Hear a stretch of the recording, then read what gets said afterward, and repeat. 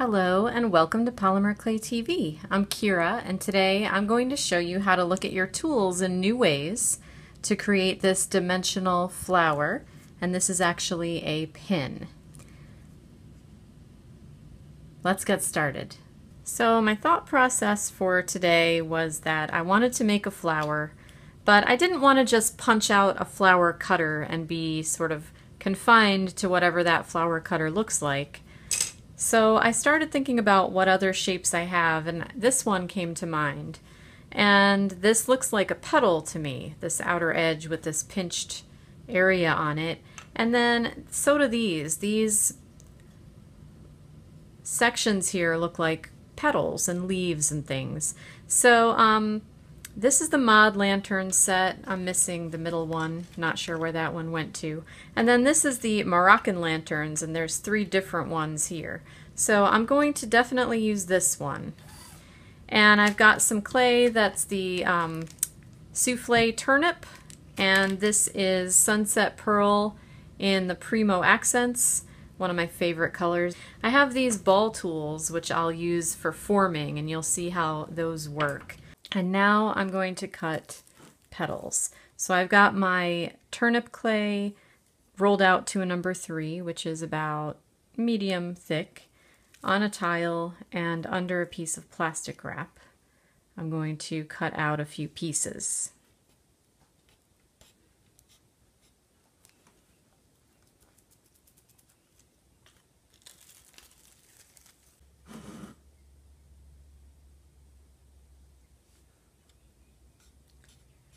Whether or not you use plastic wrap is up to you. It just depends on whether you want the sort of pushed down beveled edge or just the cutout.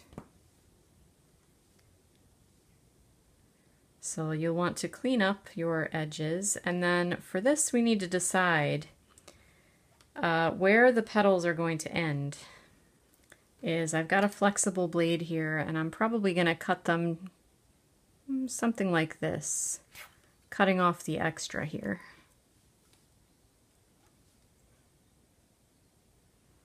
So that I have just the petal, the big petal to work with to start out. And I'll set the little petals off to the side. So I have used my flexible blade to cut off the bottom of these petals, and now I'm going to line them up on my tile and show you a special little trick, because this is a flower and flowers are natural, and polymer clay can look a little unnatural, and depending on how natural you want your flowers to look, we can do some fun things. I'm going to press down on the outer edge of the petals here to flatten them out a little bit. It's good to do this either on a tile or on your Teflon sheet so that you can easily pick it up afterwards.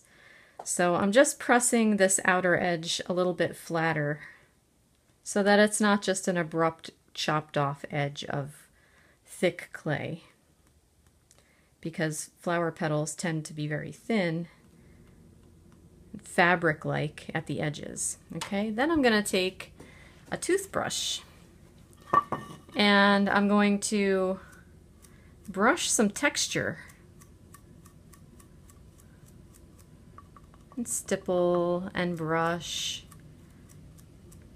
some natural-like texture onto these. And you might want to go this way with it a little bit. It all kind of depends on what brush you're using, how you think it makes it look more natural. But see here, you should be able to see a little bit of what I'm trying to do. Okay, and then you can decide if you want these to be all this one color, or perhaps I'm going to take now my matte palette. Maybe I'll put a little blue somewhere on these, maybe along the edges. Yeah, that's pretty. To pick up and highlight some of that texture and make these look like they're not just one solid color.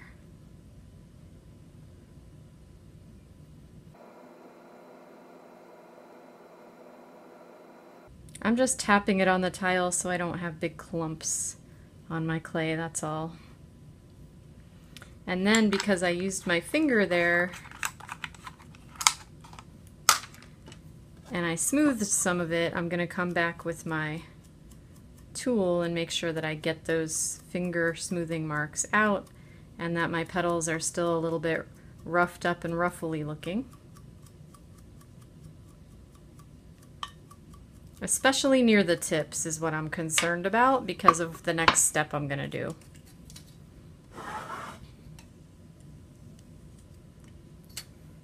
So now I'm going to take this and my ball tool, this tool, and I'm going to press in here, which is going to kind of ruffle up the flower and make it want to be more. See, and now it's not flat, it's more ruffly. And you can even grab the bottom here and start pinching it a little bit. Okay. So you can play around with your petals until they look as flowery as you want them to, depending on what kind of look you're going for. And you can, some of these have a smaller tip, which will be more pronounced, the bending. So you can ruffle up the bottom, and then eventually we'll stack them together. So now that all of them are done, we just have to decide how you want to stick them together. Maybe like a dogwood where 2 petals are distinctly on top and 2 are on the bottom. And I'm going to put this one on the bottom because I don't like exactly how I ruffled that one. So I can hide it by stacking it under the others.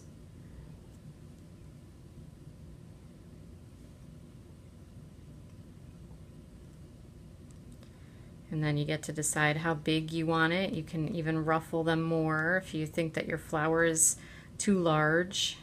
I think I'm going to make this one into a brooch, so I don't mind if it's a little big. And then now you get to layer. So you can decide if you want to keep using the same shape, if you want to switch and use another shape. I might even take the ones that I cut off the bottom. In fact, I think I'm going to do that right now. I'm going to take these that I cut from the bottom and I'm going to use them as the second, like, middle layer of petals. So I'm just going to pinch them out and make them a little thinner on the edges and texture them, and then layer them in the in-between petal areas here.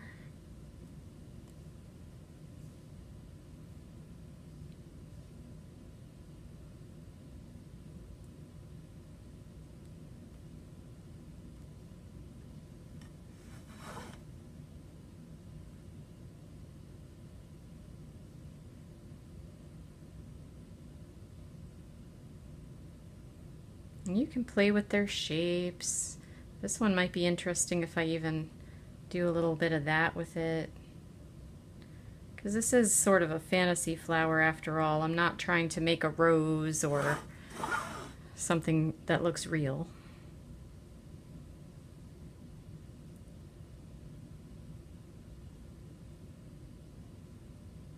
This bending and folding might even make a neat looking orchid type flower too.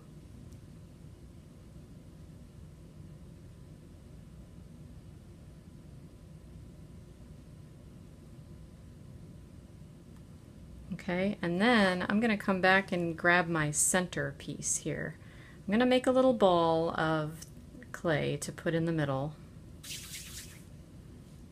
to help hold this whole production together. Here I'm adding metallic powders to a sheet of sunset pearl.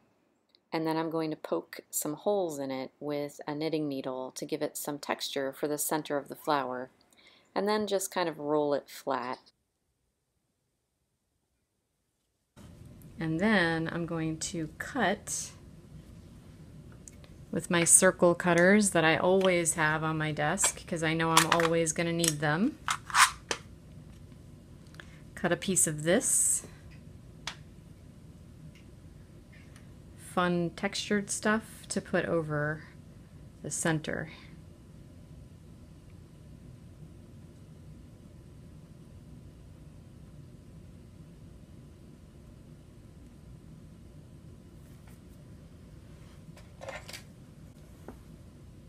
And when your fingers don't fit, grab a tool.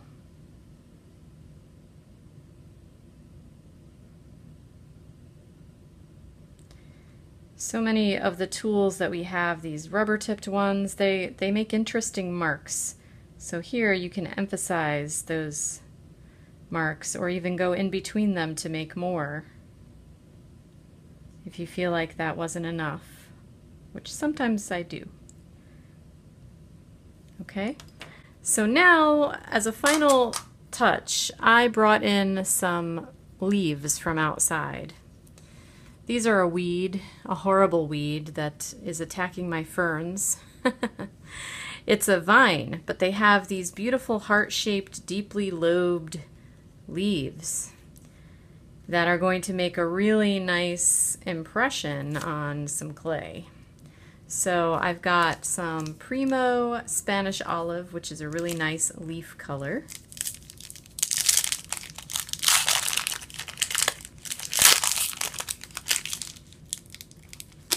And I'll just condition up a section of it to make some leaves. So the clay is conditioned and rolled to a number 3, and I'm just going to push my leaf into it and get a good impression. And a lot of times the back of a leaf is what will give you the best impression because all the leaf veins are sticking out.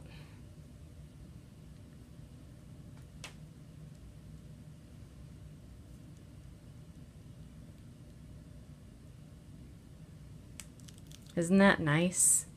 That's beautiful. And now I'm going to use this guy to make those leaves. So I'm going to find a nice wide section of the leaf and cut a piece of it.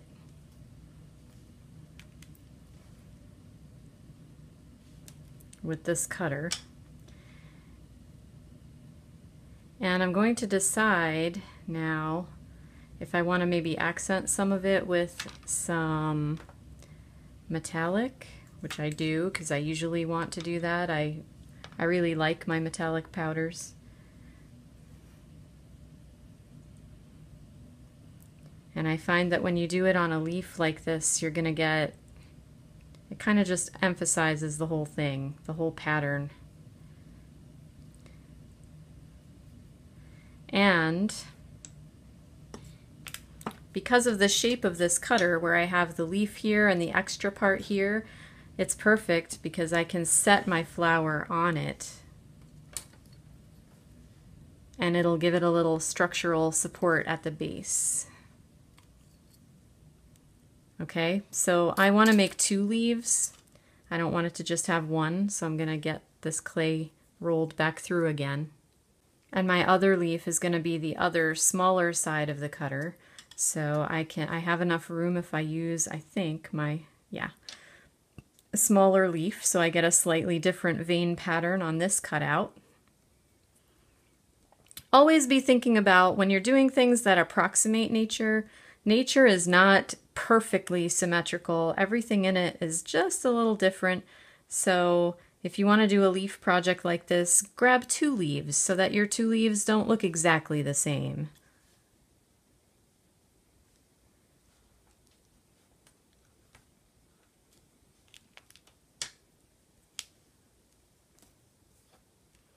And here, I don't need all the extra excess down here, so I can just cut off however much I want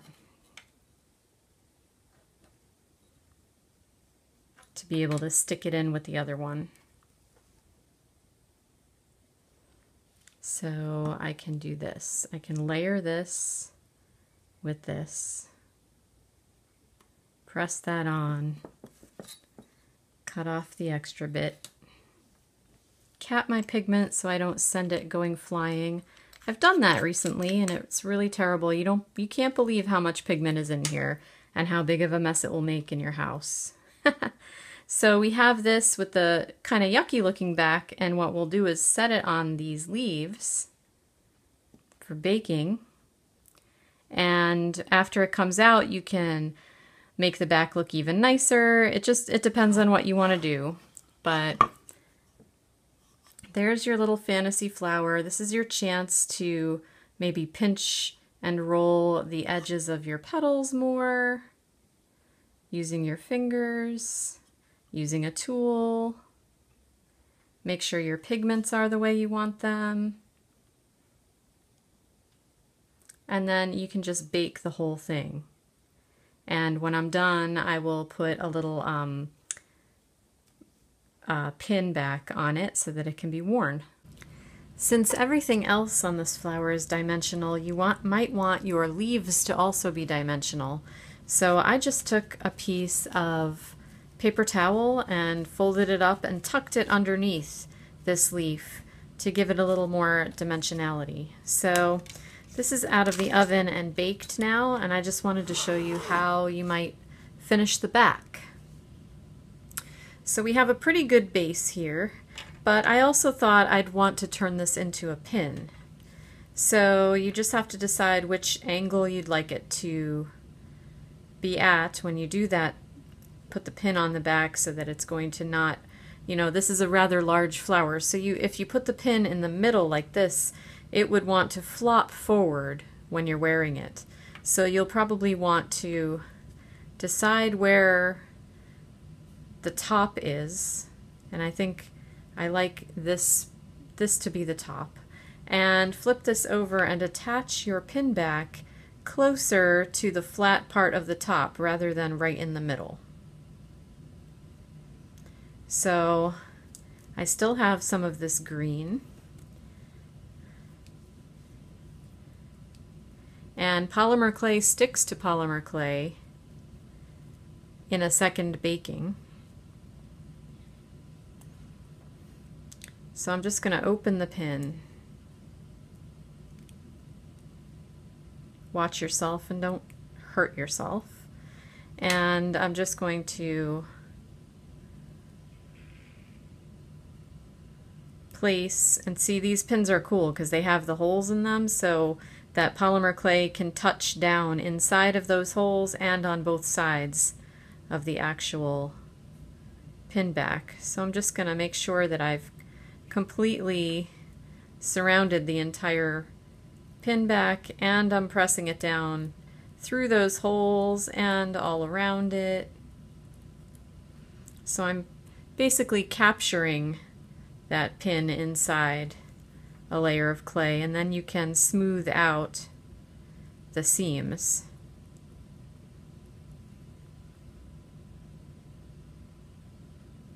And just smooth it into the clay that's already baked.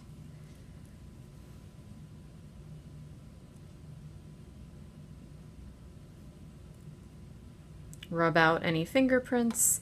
Now if you wanted to sign your piece, this might be a nice time to do it. If you like to put your initials on there, or you have a little stamp with your name or business on it, now is a good time to just put that right into this raw clay. And if you wanted to, you could do a little cleanup over here where I'm seeing the folds of that flower. You might want to just clean it up with a little bit of the green clay until you decide that the back of this pendant or pin looks finished to you. Now, if you wanted it to be a pendant, you could of course put a bail instead of the pin back. There are also some other pin backs that come with a convertible bail so that it could be a pendant or a pin. So if you're selling your work, you might want to look for those because it gives the buyer more options. This type of flower would also make a wonderful magnet. There's so many things that you can do. So now this can go back into the oven for a second baking to set the material back there and bake it all in so that you can wear it. I hope that you enjoyed this project idea and that you'll come back next week for some more Polymer Clay TV. We have a new show every Wednesday.